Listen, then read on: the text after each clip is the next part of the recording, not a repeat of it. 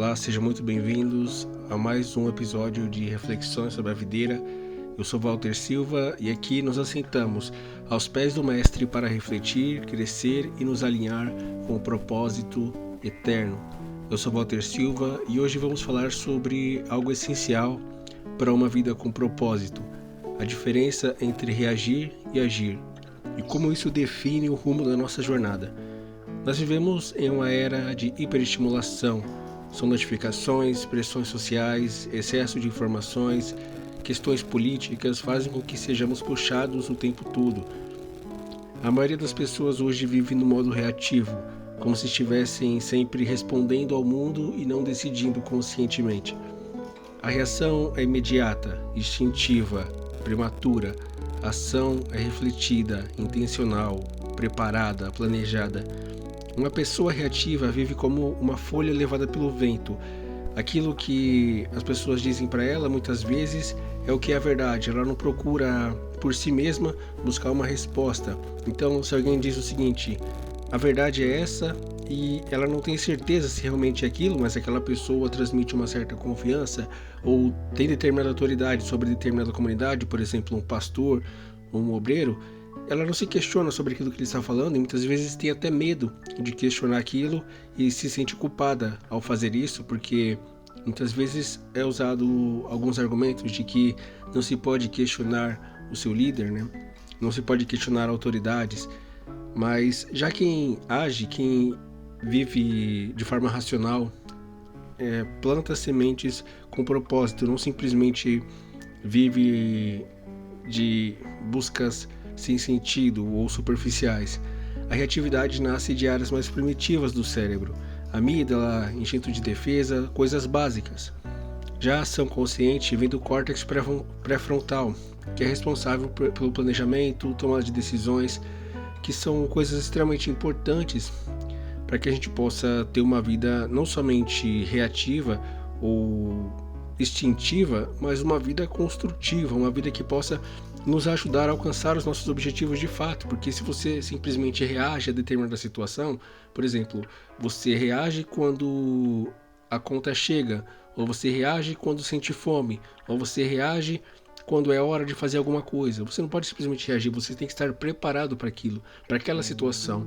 Então, nós temos que levar isso em consideração como essa capacidade que nós temos de simplesmente reagir como uma capacidade limitada, mas o dom de Deus que Deus nos deu de sermos superiores e dominar sobre todas as coisas está na capacidade de agirmos, na capacidade de tomarmos decisões, de planejarmos as nossas ações, não simplesmente de reagir mediante ao que está à nossa volta, porque quando a gente reage mediante aquilo que está à nossa volta, nós estamos simplesmente respondendo ao mundo e não transformando o mundo.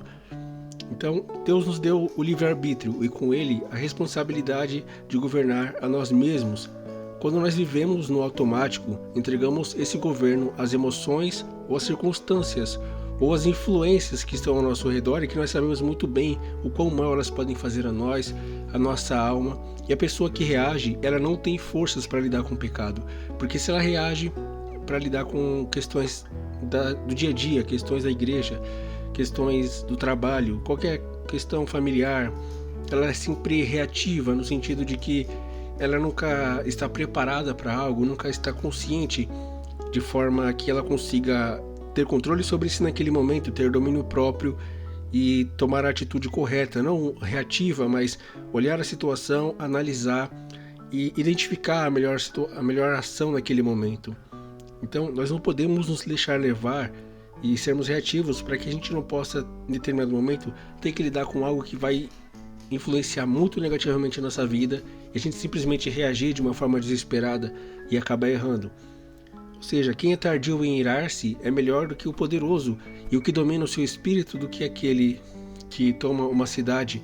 Está escrito lá em Provérbios, capítulo 16, no versículo 32, ou seja, aquele que tem autocontrole, que tem uma mente inabalável, que dentro da sua mente ele tem um poder de controle total, garantindo que apenas as influências positivas, que ele, da sua relação com Deus e da sua relação com a sua família, das suas relações interpessoais, seja no trabalho, nas suas amizades, ele tem total controle daquilo que afeta ele e daquilo que entra em sua vida, ele é um homem mais poderoso do que aquele homem que controla, que toma uma cidade. Porque aquele que toma uma cidade, ele só consegue tomar uma cidade porque as pessoas daquele lugar, ou pelo menos as que deveriam estar à frente daquele lugar, são pessoas que estão sendo reativas. Elas não estavam preparadas para lidar com aquela tomada de uma cidade.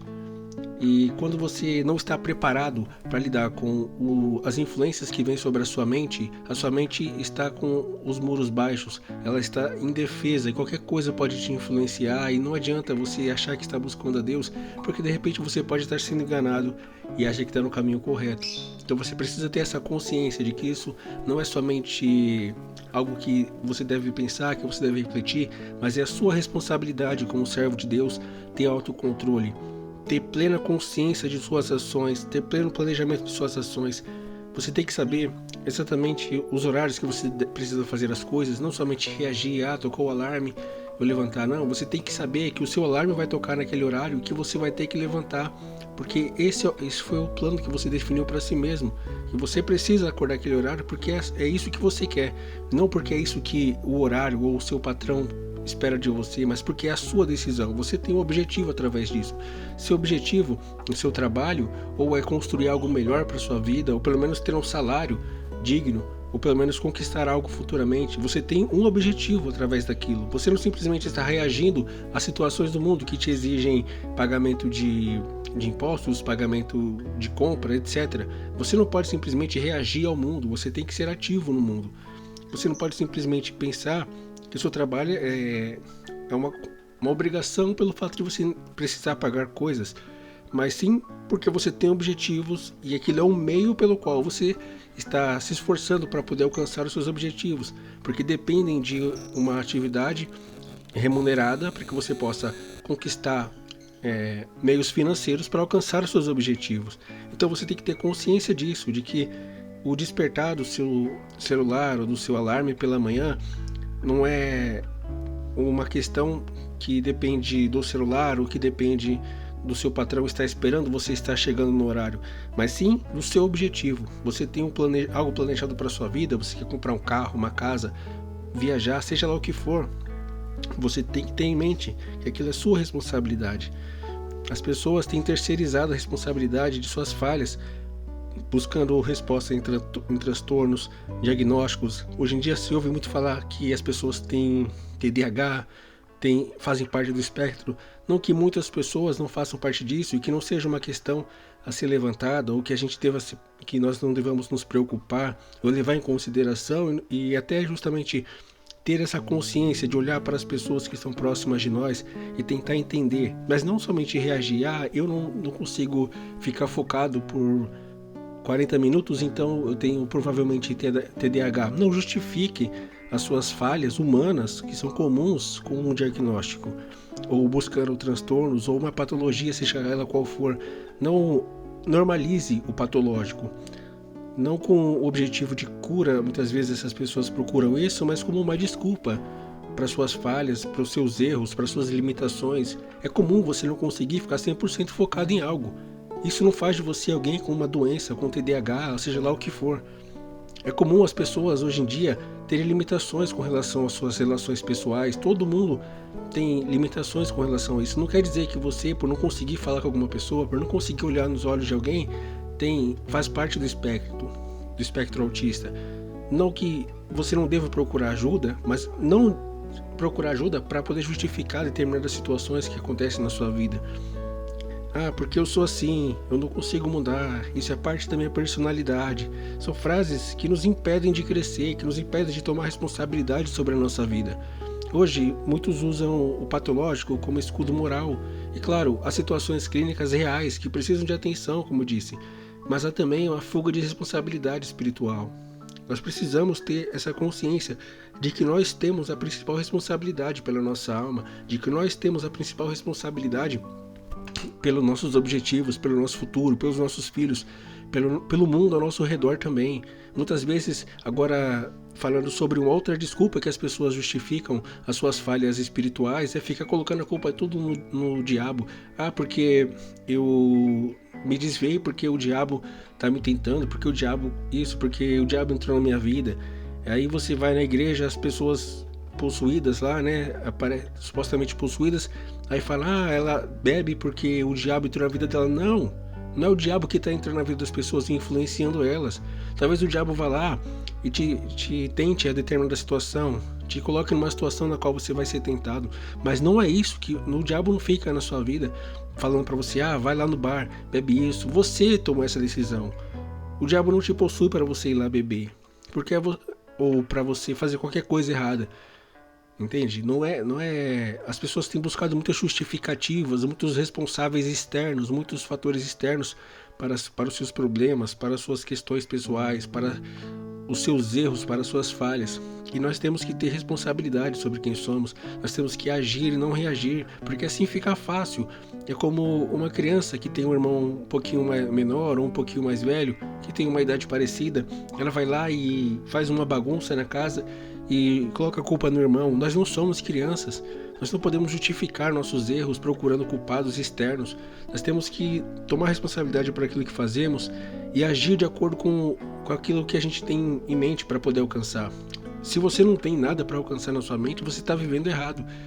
Você precisa ter consciência de si mesmo e daquilo que você realmente quer para o seu futuro. Porque a sua vida não pode não fazer sentido. Quando você serve a Deus principalmente, a sua vida tem que ter um propósito, tem que fazer sentido. Não pode ser uma vida vazia, uma vida cheia de questões e cheia de personagens externos que afetam a sua vida negativamente, de inimigos e de adversários e de pessoas que estão sempre tentando te atrapalhar. Para de querer achar que é o protagonista de tudo. Seja o protagonista da sua própria vida, ao invés de ficar achando que as pessoas estão preocupadas com o que está acontecendo com você, com o que está acontecendo na sua vida, tentando te impedir de crescer. Você é a única pessoa preocupada com isso. Tanto que você está procurando responsáveis por pessoas responsáveis, ou situações espirituais, ou entidades espirituais que talvez sejam responsáveis por você não conseguir alcançar aquilo que você quer. Já parou para pensar que você não alcançou o seu objetivo porque você simplesmente não tomou responsabilidade pela sua vida? Você não se fez responsável, você não agiu, você está vivendo reativamente? Hoje muitas pessoas usam o patológico como escudo moral, usam o diabo como de justificativa para os seus erros. E claro, há situações clínicas reais que precisam de atenção e há situações espirituais reais que precisam de atenção, mas a gente não pode fugir da nossa responsabilidade. Jesus chamava ao arrependimento. Ele não dizia, você está justificado pela sua natureza, ou o diabo que te levou a fazer isso, não se preocupa, você está bem. Não, ele falou, se você abandonar todo o pecado, se você abrir mão do seu orgulho, da sua avareza, do seu amor pelo dinheiro e me seguir, você vai estar seguindo pelo caminho correto. Então vai e não peques mais. Eu vou te passar aqui alguns princípios práticos, eu espero que até aqui você tenha despertado um pouquinho a respeito disso. Então, antes de você fazer qualquer coisa, antes de você reagir a qualquer situação, faça uma pausa. O poder da pausa é fundamental para a nossa vida, para que a gente possa refletir. Quando uma pessoa se torna adulta, quando ela alcança determinada idade na vida dela, na qual ela precisa ter responsabilidade não somente com ela mesma, mas também com tudo que acontece à sua volta, pelo impacto que ela gera no mundo, ela precisa ter noção de que as suas atitudes, as suas decisões não podem ser simplesmente de acordo com aquilo que ela acha certo, mas sim com aquilo que é o bem maior para todas as pessoas. Então nós precisamos pausar antes de reagir e entender como a nossa ação naquele instante pode nos prejudicar e prejudicar outras pessoas.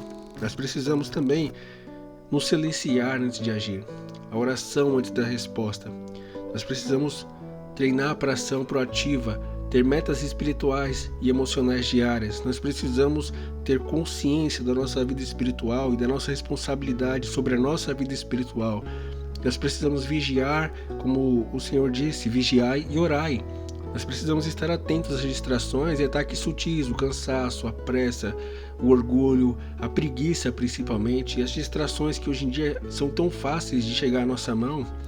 Então a gente tem que estar atento a isso, colocar de alguma forma um lembrete para que você perceba, se encontre em determinado momento, porque às vezes você vai tão longe na sua distração que você se esquece, deixa de se perceber, deixa de perceber quem é você se perde em meio àquilo, você deixa de ser, e quando você deixa de ser, o Espírito vai ser quem? Se nem você é dentro de si, quem vai ser o Espírito, a presença do Espírito em você? Então você não pode se deixar levar não por distração. Quem não está consciente do que faz acaba sendo conduzido por emoções. A vigilância é um ato de amor por si mesmo, por Deus e pelo próximo. Hoje, então, era isso que eu queria falar. Eu espero não ter sido muito duro nas palavras, mas é algo que a gente precisa ter consciência plena do que está fazendo. E hoje eu te desafio a fazer o seguinte: identifique o momento que você foi reativo nessa semana. Provavelmente isso aconteceu muitas vezes e em todos os sentidos. Você tinha algo para fazer, mas você não fez porque você estava reagindo a alguma situação, ou você estava simplesmente parado, sem tomar nenhuma atitude sobre si, sobre a sua vida, simplesmente desligado do mundo e observando uma tela. Então reflita como você poderia ter agido. Ore sobre isso, peça a Deus sabedoria para agir com domínio próprio. Anota aí um versículo que te lembra de agir e não reagir, de alguma coisa que vai te dar um ânimo. Procura ler as coisas que Deus falou para Josué, depois que ele passou a ser responsável pelo povo de Israel. Deus falou muito com ele, encorajando ele o tempo todo durante essa jornada que eles passaram no final da jornada do povo de Israel até a chegada na terra de Israel.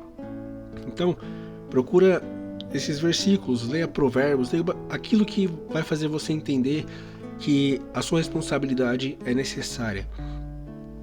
Se nós queremos frutificar, nós precisamos estar ligados à videira verdadeira.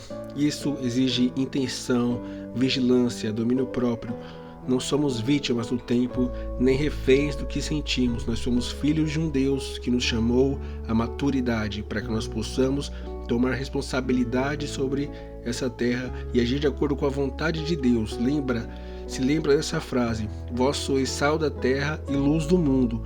Não se apague, não deixe a sua luz se apagar, não deixe essa luz se ofuscar pelas distrações. Não vos conformeis com este mundo, mas transformai-vos pela renovação do vosso entendimento. Então, renova o seu entendimento sobre si mesmo, primeiramente, sobre a sua relação com Deus, e transforma aquilo que Deus colocou na sua vida em algo produtivo. Então, nós nos vemos no próximo episódio. Até lá, permaneça sob a guarda de Deus e sob a videira do Espírito Santo.